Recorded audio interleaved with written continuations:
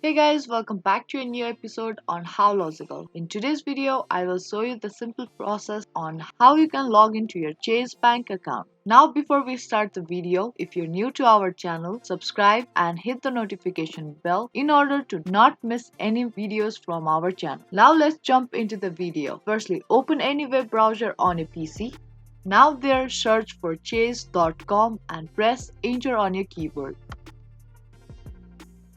And once you search for it, you will direct it to its official homepage. Now from the homepage, you will be able to see this pop-up box at the right hand side of your screen. Now there, type in your username and password.